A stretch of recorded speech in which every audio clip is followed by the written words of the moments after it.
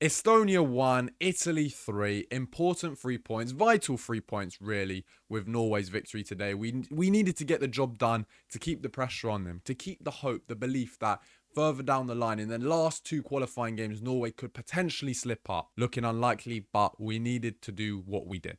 We got the 3 points. It was an important win, as I said, a good performance from the team, and we're going to dive into it, talk about every single player, talk about the overall system under Gattuso. But before we get into that, boys, make sure you subscribe to the channel if you haven't already. We're so close to 10k subs. Like the video if you enjoyed, share it with some friends, leave your comments on the game below, as always, and I'm trying to be as consistent as possible on YouTube, uploading every single day. So if you do enjoy, turn on the notifications so you don't miss an upload. However, looking at this game, it was all Italy. As you can see, we dominated the game from minute 1 to minute 90, really. Their expected goals. Look at their expected goals, for example, 0.97. They created absolutely nothing. Their goal just came from an individual mistake from Donnarumma, which we'll get into. They created barely any chance. I don't even remember their one big chance. Whatever it may have been, I don't remember it because they didn't put any pressure on us. It was really a walk in the park. It was a training game. It was very easy from minute 1 to minute 90. We were in complete control, complete domination, as I expected. Obviously, we smashed them, I believe, 5-0 in the last game. So, it was a little bit closer on paper with the 3-1, only 2 goals in it. But in reality, it was the same beating we gave them. An expected win, a professional win, as I said. We dominated the ball. We created an abundance of chances. A very, very good victory for the Azzurri. In terms of the individuals, I thought we played really good overall. Donnarumma in goal. Maybe the only negative was the slip. It was a comfortable cross. He should be catching that. 9 times out of 10, a top keeper like Donnarumma is catching that. It's simple. It's basic work. He's done that on repeat every single day in training, in matches. It slips, but it doesn't cost us in the end. It's a silly mistake. It is what it is. Their goal came from that. Again, the expected GA on that was literally 0. It's in Donnarumma's hands. He drops it. It's a tap-in. It is what it is. I thought the defense today was absolutely excellent. Di Lorenzo looked really, really good. Bit shaky at times that I've seen Di Lorenzo so far this season, but today, for me, didn't put a foot wrong. Bastoni as well had a really, really good performance. But for me, someone I got to highlight is Calafiori. I think Calafiori so far this season, not only for the national team, but for Arsenal, has been excellent. He's been one of the best left-backs in the world for Arsenal. I'd probably have him second behind Nuno Mendes at the minute. And today he was in that left centre-back role, and he looked so sharp. He looked like he's a veteran, bro. He looked like he was an absolute veteran. He's been here before. He's done that. Look at this. Most passes completed in the match for a centre-half. Every single time he had the ball, he was thinking positively. Progressive passes, playing through the lines, technically so gifted. Defensively so sound. I look at Calafiori and I think that is the perfect example of a modern day centre-back. We saw that when he was at Bologna with Motta. We saw that when he was at the Euros of 2024 for us. Then he got the big money move to Arsenal. And it was quite a shame last season. He had a lot of injuries in and out of the squad. Sometimes Lewis Skelly was at left back. Sometimes he'd be starting there. But it was just up and down, inconsistent. But so far this season, for me, Calafiori has been one of the best defenders in the world.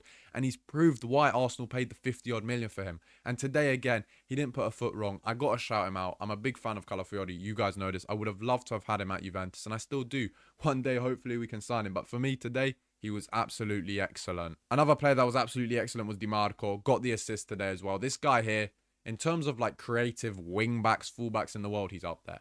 His output season upon season is ridiculous. He's already the leading assist man in Serie A. His assist today was very, very nice. Look at this, 81% accurate passing, bro. Defensively, he was good as well. Wasn't challenged too much, but again, put in a shift today like the whole team did. On the other flank, Orsolini, another assist man. For me, I was like looking at the predicted 11, not seeing Orsolini, seeing Cambiaso start on that side. I was like, if you're going to play Cambiaso, if you're going to start him, sorry, play him as a fullback. Do you know what I mean? Don't play him in that offensive right mid, right wing position where you have someone like Orsolini who's already on fire this season with Bologna, who's continuing his great form, who's one of the best wide players in the Serie A. And today, for me, he just proved again why he's a staple in his team, why he needs to start consistently play week in, week out. And to me, it was always bizarre why he was never called up to the national team by Spalletti. It was almost like he had a personal vendetta against him because Orsolini, for me, offers so much in the final third. His creativity, his ball striking, he's got a really, really good shot on him, good final pass. He's everything you want in a winger. Another part of the football pitch we gotta talk about is the double pivot, Barella, Tonali. These two are incredible to watch. These two here are two of the best midfielders in Europe. And I think Tonali this season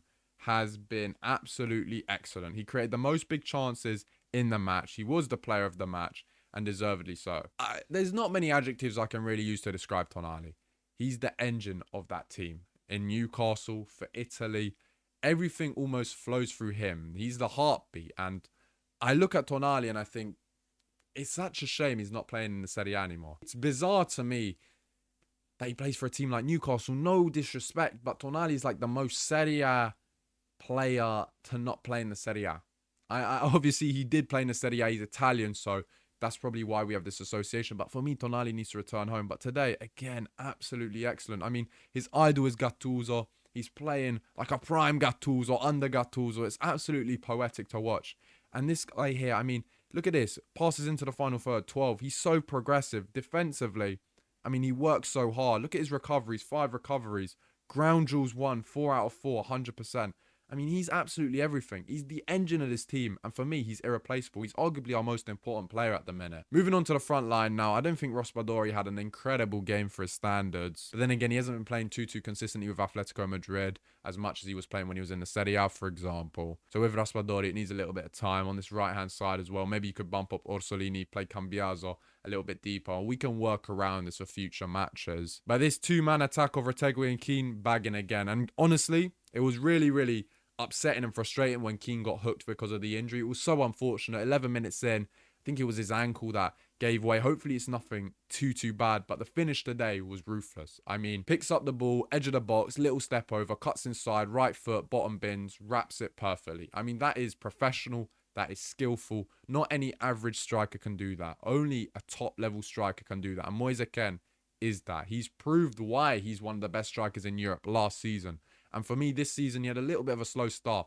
But even in the last game against Roma, bro, he took his goal perfectly. He hit the bar as well with a crazy strike. Last season's Keane is well and truly back. With the last 2 performances today and the last game against Roma, this guy is raising the level. And hopefully his injury's not too bad because we need someone like Moise Kean, man. He was firing today. And Retegui, look, he took his goal really well. Incredible finish. First of all, I want to talk about the penalty. It was a bad penalty miss. Penalty misses happen. It was a poor penalty. I wouldn't really take it too seriously in terms of, do we need to change the penalty taker? Do we need to look to replace Retegui? I'm not the biggest Retegui fan in general. Even when he was firing for Atalanta, he's not my kind of striker. I don't think he's one of the best strikers in the world. However, he's been prolific since he's been added to the national team. And today, he took his goal really well. Really good finish, tidy finish, exactly what you expect from a striker. In terms of the substitutions, for me, we got a highlight too. Spinazzola and Esposito. Spinazzola, for me, this season for Napoli has been excellent. Almost the Spinazzola of old. The 2021 Euro Spinazzola that we all fell in love with. We all appreciated. The whole world took notice of. Even those that didn't watch the Serie A, Premier League fans, La Liga fans, whatever you may be, everyone was like, wow, this left back is special. Unfortunately, he had the Achilles rupture, I believe. And since then, he's just been in and out of the squad. He's made out of glass. We know this. Even this season, he's had a couple injury problems. But for me, this season, he hasn't put a foot wrong. He's been one of the sharpest fullbacks in Europe. And today, that assist was absolutely beautiful. That cross to Esposito was perfect. Exactly where a striker wants it. The package was signed, sealed, delivered. Next day delivery before 1 p.m. It was perfect. He couldn't have put in a better ball if he tried 100 more times. Do you know what I mean? I mean, the only real one where he made a mistake was he was 1-on-1 with a keeper. I don't know why he tried to shoot on his right foot and not take it onto his left and shoot across goal. That was bizarre to me. But overall, Spinazzola had a great game when he came on the pitch. And obviously, we can't not talk about this young man right here. Esposito. What a goal. As I said, the cross was perfect from Spinazzola, but the finish from Esposito was arguably even better. Little half volley, bounced in front of his left foot, I think, wrapped it across the keeper. I mean, the keeper's never saving that. No keeper on planet Earth is stopping that. It was a great finish, and Esposito, for me, he's one of the best young players in Europe. And someone left a comment on my ranking the other day. I'm surprised you didn't put Esposito in there. I'm not going to lie, I could have easily put him in there. Because for me, this guy here has everything you want in a striker. But when I look at Esposito, I don't see a modern day striker. I see a retro, a typical number 9. You know, like a number 9 that we saw in the 2000s, early 2010s. I mean, physically, this guy's 20, but he is massive. I mean, look at this. He's the most fouled player in the match today. Physically, he's so imposing. When he's 1-on-1 with a defender and he's pinning them back, he's getting the foul. He is allowing the runners off him to get the ball. There's no two ways about it. I mean, his playmaking is good. His box threat is good. He's good in the air. He's got a really good finish. He's physically really imposing, as I said. For me, Esposito, He has all the capabilities of a striker to go right to the very top. Right to the very top, bro. Look at this. 35 touches when he came on the pitch. 5 touches in the opposition box. He's a box threat. He's a classic, typical, ragged number 9. He's not like a technically gifted striker like a Luis Suarez or something like that, but you don't need that. And I'm looking at Esposito, I'm thinking, this guy is the future for the national team, man. Obviously, as a Juventus fan, I hope he doesn't cause too many problems against us for Inter, but I think this guy has all the, as I said, all the traits to be a top level striker. And we got to big up Gennaro Gattuso as well. 3 from 3 now.